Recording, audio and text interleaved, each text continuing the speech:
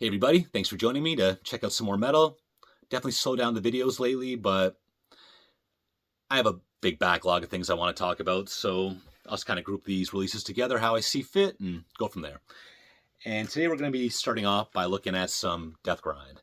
And the first album we're going to look at is Grinding Mechanism of Torment by Caustic Wound. This is an American band, their second full-length release, put out on Profound Law Records in 2025. Get back to that in a minute. A number of years ago, I picked up their debut album, Death Posture, and was totally into that one as well. I was looking at a review online. It said this band kind of occupies that territory between like old Incantation and old Terrorizer. I never really heard much Incantation in here, but definitely death grind with an emphasis on the old school death metal.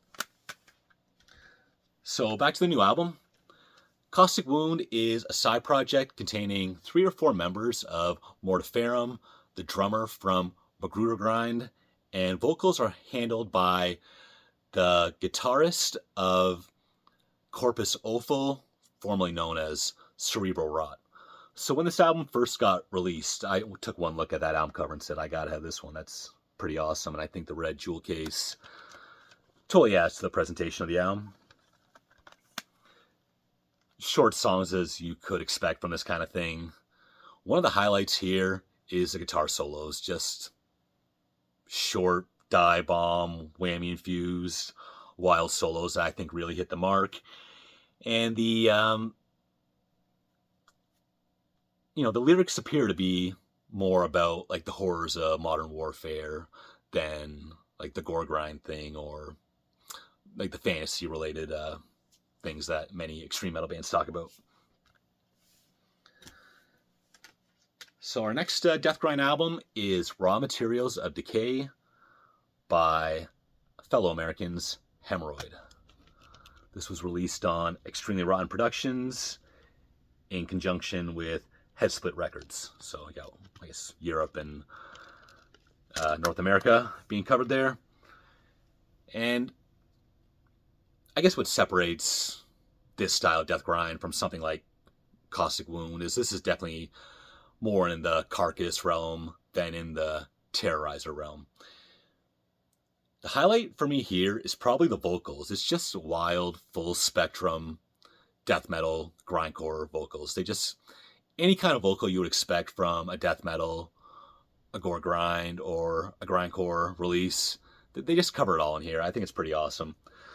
Pretty sick riffs all over the place. It's just kind of an odd thing to say for this kind of stuff. But like, it's a fun listen. I was really into this one. And well, actually, we'll get back to them in a minute. There's 3 members of the band, and the drummer appears to be Dylan, the main guy behind Headsplit Records, who also has drummed for a million different bands, it seems.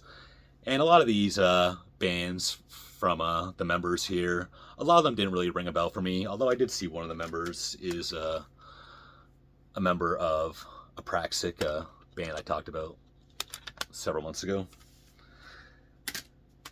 And it also kind of brought to mind Mephitic Corpse, who I talked about a couple months ago. I mean, 2 American death grind bands put out on Extremely Rotten Productions and Headsplit Records.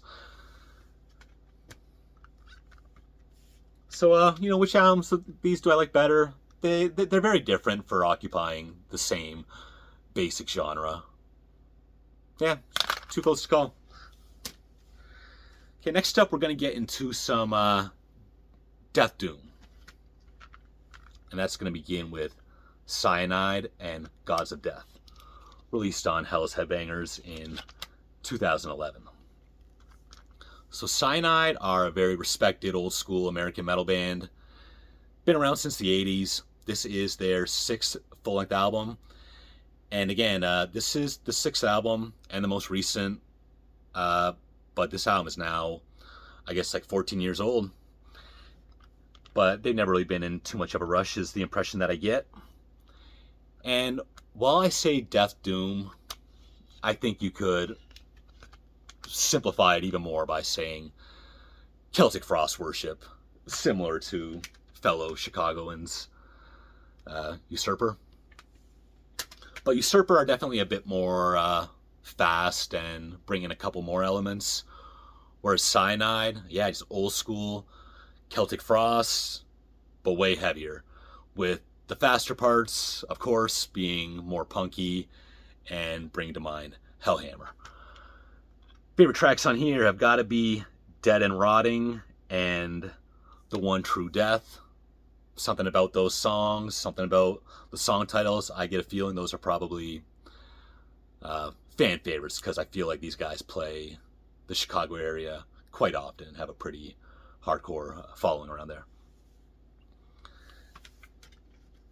So similar but different. Druid Lord, Relics of the Dead, also released on Hell's Headbangers. Is there heavy Celtic Frost worship on this album? 100%. However, I'd say there's a touch of black metal and then much more parts that are clearly doom metal and clearly death metal. Whereas you can kind of say that about Cyanide, but again, the Frost influence always it's always very, very apparent. So this band is from Florida. Had the sound for a while. I just don't think I've really talked about the sound before. One thing I noticed is they definitely seem to have to be big fans of the Blind Dead movies, similar to another slow and heavy death metal band like Hooded Menace. That's Never Cross the Dead, which most people consider to be their finest hour. Let's take a look at these two. I got the Blind Dead movies. What's that? Tombs of the Blind Dead, Return of the Evil Dead, Night of the Seagulls, and The Ghost Galleon. But I do believe these guys have one full-length album that came out before this one. Eager to check that out. And that's all I got for this week. Thanks for joining me, and I'll see you later.